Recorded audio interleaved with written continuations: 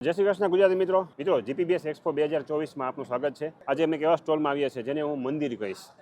આ મંદિર શા માટે? કારણ કે અહીંયા લાખો લોકોની સેવા તો થાય જ છે, પણ સાથે સાથે વૃક્ષ રોપણનું સૌથી મોટામાં મોટું પવિત્ર કાર્ય થાય છે। જે ટ્રસ્ટે વાવ્યા છે એ ટ્રસ્ટનું નામ છે સદભાવના ટ્રસ્ટ। હવે અહીંયા આપણી સાથે સદભાવના ટ્રસ્ટમાંથી મોહિતભાઈ સાથે છે, તો આપણે એની પાસેથી સદભાવના ટ્રસ્ટ વિશેની જે અલગ અલગ પ્રવૃત્તિઓ છે એ મોહિતભાઈ પાસેથી આપણે જાણકારી મેળવશું। જય શ્રી કૃષ્ણ મોહિતભાઈ। જય શ્રી કૃષ્ણ, નમસ્કાર। મોહિતભાઈ, આ ટ્રસ્ટ વિશે ક્યારથી શરૂઆત કરી અને કઈ કઈ એક્ટિવિટી આમાં કરી રહ્યા છો? સદભાવના વૃદ્ધાશ્રમની શરૂઆત અમારા પ્રમુખ શ્રી વિજયભાઈ ડોબરિયાએ કરેલી છે। એની શરૂઆત જ વૃક્ષારોપણથી થયેલી હતી। એમના 2-3 મિત્રો પાર્ટનરશિપમાં જે બિઝનેસ કરતા હતા એમાંથી 10% ફંડ એ રિલીઝ કરી અને સૌપ્રથમ એના ઘર આંગણે અને એના ગામમાં એને વૃક્ષ વાવેતર શરૂઆત કરેલી। ત્યારથી ધીરે ધીરે કરીને આજે આખા ગુજરાતની અંદર 17 જિલ્લાઓમાં 26 લાખ વૃક્ષોનું વાવેતર નહીં પણ વૃક્ષ વાવીને તેનું જતન કરવું, આ અમારા વિજયભાઈ ડોબરિયાની મેઇન નેમ છે। વૃક્ષના વાવેતરો તો ઘણા બધા કરે છે, પછી ભૂલી જતા હોય। અમારે હેતુ વૃક્ષ વાવવો નથી, અમારે 20 કરોડ વૃક્ષનો અમારો ટાર્ગેટ છે કે જે વૃક્ષના વાવેતર કર્યા પછી અમે એને જ્યાં સુધી કુદરતી વાતાવરણમાં પોતાની સાથે એ ઉછરવા માટે સક્ષમ ન થઈ જાય, 12, 15, 20 ફૂટના વૃક્ષો ન થઈ જાય ત્યાં સુધી અમે એને રેગ્યુલર પાણી પીવડાવતા હોય છે, ખાતર નાખતા હોય છે, નીંદર કરતા હોય છે। આ બધી પ્રવૃત્તિઓ કરવા માટે અમારી પાસે સ્ટાફ પણ અવેલેબલ છે। ઓકે મિત્રો, વૃક્ષ કેટલું પવિત્ર વસ્તુ છે, વૃક્ષ ઉછેર કેટલી પવિત્ર વસ્તુ છે એવું શિવ પુરાણમાં એવું કહેવાય છે કે એક વૃક્ષ વાવો અને 1000 શિવાલય બનાવો, બંને સમાન પવિત્ર કહેવાય છે, બરાબર? તો તમે વિચાર કરો કે 20 કરોડ વૃક્ષ એટલે કેવડું મહાન પુણ્યનું કામ છે એ તમે સમજી શકો છો। આપણે 1 by 1 કઈ કઈ પ્રવૃત્તિ થઈ રહી છે એના વિશે આપણે ઓવરવ્યુ એક લેશું। વિજયભાઈની ઈચ્છા એવી છે કે તમે જ્યારે ગૂગલ મેપમાં ઉપરથી જુઓ ને એટલે ગુજરાત છે ને આખું ગ્રીન દેખાવું જોઈએ। સદભાવના વૃદ્ધાશ્રમ આ નામને હવે કોઈ ઓળખની જરૂર નથી, પણ વૃદ્ધાશ્રમ માટે પર્ટિક્યુલર જો આપણે વાત કરીએ તો સમાજ માટે વૃદ્ધાશ્રમ કલંક કહેવાય, અમે સ્વીકારીએ છીએ, પણ અમારા વૃદ્ધાશ્રમનો જે હેતુ છે, મુખ્ય બાબતો નિરાધાર, નિસહાય અને નિસંતાન,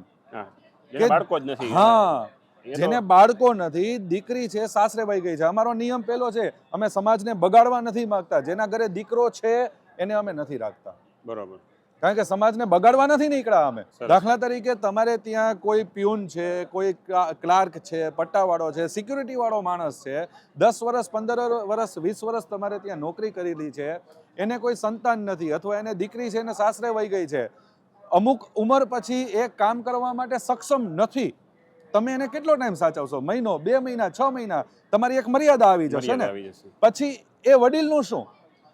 હાલમાં અમારે ત્યાં 550+ વડીલો અમારે ત્યાં આશ્રિત છે, જેમાં 120 વડીલો, પહેલાની વાત છે, આજની તારીખમાં વાત કરું તો 180 વડીલો એવા છે કે જે પથારીવશ છે। ઓકે, તમે એના ફોટા પણ જોઈ શકો છો। તમે જોઈ શકો છો 180 વડીલો પથારીવશ છે કે જે બીમાર અવસ્થામાં, બીમાર એટલે કેવી અવસ્થા કે જેને કેન્સર હોય, પેરેલાઇઝ થયેલું હોય, કે જેને ગેંગ્રીન એટલે કે ડાયાબિટીસની અંદર પગ કપાઈ ગયેલા હોય અને એનું ડ્રેસિંગ ચાલુ હોય, આ બધાની સેવા અમારા બધા કાર્યકર્તાઓ, અમારો સ્ટાફ પોતાના જાણીને કરે છે। ઇવન કે એવા પણ વડીલો છે કે જે પોતાના હાથે ખાઈ પણ નથી શકતા, એના ડાયપર બદલાવવા માટે પણ અમારા માણસો છે, અને તમે નહીં માની શકો, દર મહિને 2.5 લાખની આસપાસનો ખર્ચો માત્ર ડાયપર માટે થાય છે, વડીલોના ડાયપર માટે। હા, એટલે અને નજીકના ભવિષ્યમાં અમે પ્રયત્ન કરીએ છીએ, અમારું એક વટવૃક્ષ તૈયાર થાય છે કે જ્યાં એક સાથે અમે 2000 વડીલોને આશ્રય આપી શકીએ। ઓકે, 30 એકરમાં 700 રૂમનું વિશાળ ભવનનું નિર્માણ કરી રહ્યા છે। હા, આમાં જે કંઈ પણ લોકોને યોગદાન દેવું હોય તો બધા આવકાર્ય છે। આ સાથે સદભાવનાની બીજી પ્રવૃત્તિની સાહેબ તમને વાત કરું, ગાય આપણી માતા છે, સ્વીકાર્ય, નતમસ્તક, બરાબર છે। રાજકોટની જ વાત કરું તો રાજકોટમાં 200 જેટલી ગૌશાળાઓ છે, અને ગૌશાળામાં ઘણા બધા અલગ અલગ જ્ઞાતિના લોકો પણ ખૂબ ફાળો આપે છે। તો ગાય આપણી માતા છે તો બાપનું શું, એટલે કે બળદનું શું? તો એકમાત્ર એવું બળદ આશ્રમ કે જ્યાં હાલમાં 1600 બળદો આશ્રિત છે, આશ્રિત રહ્યા છે. કે જે ખેડૂતનો કમાવ દીકરો કહી શકાય, 15 વર્ષ 10 વર્ષ ખેડૂતના માટે થઈને એને ભોગ દીધેલો છે, રાત દિવસ એ બીમાર થઈ જાય અથવા એ વૃદ્ધ થઈ જાય તો ખેડૂતની એક લાચારી છે, કારણ કે એનો ખર્ચ ખેડૂતને આજના સમયમાં નથી પોસાતો, તો એને રસ્તે રજડતો મૂકી દે છે, રસ્તામાં એક્સિડન્ટ થાય, બીમાર હોય તો રસ્તે રજડતો મૂકી દે. આ તમામ ખેડૂતોને વિનંતી છે કે માત્ર અમારા આશ્રમ સુધી એને પહોંચાડો. આજીવન અમે નિઃશુલ્ક, જે ખેડૂત મૂકવા આવે એની પાસેથી અમે કોઈ ફંડ લેતા નથી. વૃદ્ધાશ્રમની અંદર પણ એવી જ રીતે તમારા પાડોશમાં કોઈ વૃદ્ધ છે, એ નિસહાય છે, નિસંતાન છે, તમે એને અમારા વૃદ્ધાશ્રમમાં મૂકવા આવશો, તમારા ફોર્મની અંદર તમારું નામ નંબર લખેલું હશે તો અમે તમને ક્યારેય ફોન જ નથી કરવાના. તમે સ્વેચ્છાએ આવો છો ફંડ દેવા તો મોસ્ટ વેલકમ. પણ અમારા તરફથી તમને એવું ફીલ ન થવું જોઈએ કે હું મૂકી ગયો છું એટલે મને ફંડ માટે ફોન આવે છે. બરાબર છે, દેવાવાળા દાતા પડ્યા છે, બરાબર છે. હા, અમારે ત્યાં સુધી પહોંચવામાં મહેનત પણ કરવી પડે છે, પણ કોઈને એવું ન થવું જોઈએ કે મારા થકી ત્યાં કોઈ વૃદ્ધ ગયો છે તો મને પરેશાન, બરાબર, એટલે ટોર્ચરિંગ એને કે જે ઘણા વારંવાર ફોન આવતા હોય, એવું કશું નથી હોતું, બરાબર. એ જ રીતના અમારી એક પ્રવૃત્તિ છે શ્વાન આશ્રમની, કે સ્ટ્રીટ ડોગ. કૂતરાની અંદર એવું હોય કે કોઈ એક કૂતરું બીમાર પડ્યું છે કે એક્સિડન્ટ થયું છે કે એને કઈ તકલીફ છે, એ ભૂખ્યું છે, બરાબર છે, તો એ એની એક એરિયાની બહાર નીકળશે ને, એની એક લિમિટની બહાર નીકળશે એટલે બીજા કૂતરા એને ફાડી જશે. કૂતરામાં એવું હોય, એરિયા હોય બધાના, બરાબર છે. રાત્રે રડતું કૂતરું આપણે સાંભળીએ ને આપણા મગજમાં ઘણા બધા નકારાત્મક વિચારો આવે છે, બરાબર છે, પણ કોઈ દિવસ એવું વિચાર્યું છે કે એ કૂતરું ભૂખ્યું હશે અને એ રડે છે, એનું રુદન નથી આપણને સંભળાતું, આપણને એનો અવાજ સંભળાય છે. તો એવા શ્વાનને પણ અમે અમારા શ્વાન આશ્રમની અંદર આશ્રય આપીએ છીએ. સદભાવના દ્વારા હાલમાં એક બીજી પ્રવૃત્તિ પણ ચાલુ કરેલી છે, બાલભોગ, કે રાજકોટની જિલ્લાની આજુબાજુમાં અંતરિયાળ ગામડામાં જે સરકારી સ્કૂલો છે, એ સરકારી સ્કૂલોના બાળકોને ગરમ નાસ્તો આપવાનો આ બાલભોગની પ્રક્રિયા પણ અમારે ચાલુ છે. આવા ઘણા બધા પ્રોજેક્ટ સદભાવના વૃદ્ધાશ્રમ થકી સમાજના કાર્યો માટે, સમાજના વિકાસ માટે, સમાજને સુધારવા માટેના પ્રયત્નો પણ અમે કરતા હોઈએ છીએ. ધન્યવાદ. મિત્રો, સદભાવના ઘણા વર્ષોથી કામ કરે છે અને બહુ પવિત્ર કામ કરે છે. આના જે સ્થાપક છે વિજયભાઈ ડોબરિયા, એને પણ હું પર્સનલી ઓળખું છું. એ જ્યારે હોસ્ટેલ લાઈફમાં હતા ત્યારે પણ જે ગામડામાંથી છોકરા આવતા અને કોઈનું ઇંગ્લિશ નબળું હોય, કોઈનું મેથ્સ નબળું હોય, તો એ પર્સનલી એને વગર ખર્ચે શીખવાડતા હોસ્ટેલ લાઈફમાં પણ. અને અત્યારે એની સંસારિક લાઈફમાં પણ આવડું મોટું પવિત્ર કામ કરી રહ્યા છે. એની સાથે મોહિતભાઈ જેવા ઘણા લોકો સાથે મળીને કામ કરી રહ્યા છે. તો આ વિડીયો વધુમાં વધુ શેર કરજો અને ડિસ્ક્રિપ્શનમાં સદભાવના ટ્રસ્ટની વેબસાઇટ અમે આપશું.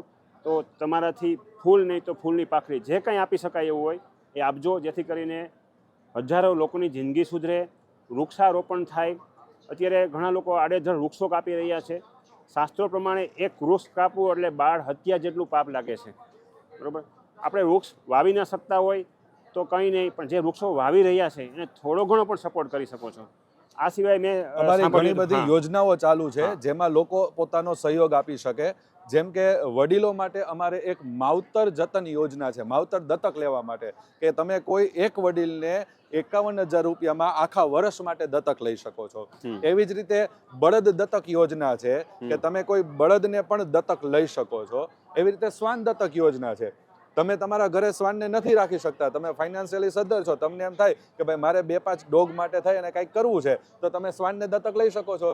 એવી રીતે તમે બળદને સાચવી નથી શકતા, તમારી પાસે પૈસા છે પણ જગ્યા નથી, બરાબર, ગામડે રહ્યો છો, જગ્યા નાની છે, ખેતીમાં થોડી ઘણી સારી આવક છે અને તમારે બળદને દત્તક લેવા હોય, બરાબર, તો તમે ફંડ આપી શકો છો. એવી જ રીતે વડીલો જે છે, બરાબર, વડીલોને પણ અમે સાચવીએ જ છીએ, એને પણ તમે દત્તક લઈ શકો છો.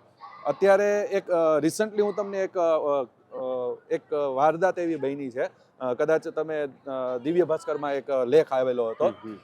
અમારે ત્યાં એક વડીલ આવ્યા હતા વૃદ્ધાશ્રમમાં દત્તક લેવા માટે. એમાં ચર્ચા એવી નીકળી કે જે ભાવનગરથી વડીલ આવ્યા એમના દીકરા અને વહુ રાજકોટમાં જ છે, અને એ જે વહુ છે ને એના મધર એક્સપાયર થઈ ગયા, અને એના કારણે એ જે દીકરી છે ને એ અંદર ને અંદર થોડીક રીબાતી હતી, કારણ કે હા દુઃખ થતું હતું એને, બરાબર છે, એ ડિપ્રેશનમાં વહી જતી હતી. એના હસબન્ડે આ વસ્તુ જોઈ, એટલા માટે એ અમારા વૃદ્ધાશ્રમે આવ્યા અને અમારા એક વડીલને દત્તક લઈ અને એ દીકરીને માની હૂંફ પૂરી પાડી. ઓકે, સરસ. તો આ રીતના તમે પણ અમારા સેવા કાર્યની અંદર જોડાઈ શકો છો. આમંત્રણ છે બધાને. અને સદભાવનામાં જોડાવા કરતાં બધાને એક વિનંતી એ કરીશ કે માત્ર સદભાવના વૃદ્ધાશ્રમની તમે મુલાકાત લ્યો. તમે મુલાકાત લેશો એ પણ અમારા વડીલો માટે, અમારા એક વડીલોને હૂંફ એક હૂફ મળશે, બરાબર છે, તમને એના આશીર્વાદ મળશે. માત્ર મુલાકાત લેશો ને તો પણ અમારા માટે બહુ થઈ ગયું. મિત્રો, આજે ખરેખર મજા આવી. મેં સદભાવના વિશે ઘણું સાંભળ્યું હતું ને આજે મોહિતભાઈને મળીને ઘણી જાણકારી મળી.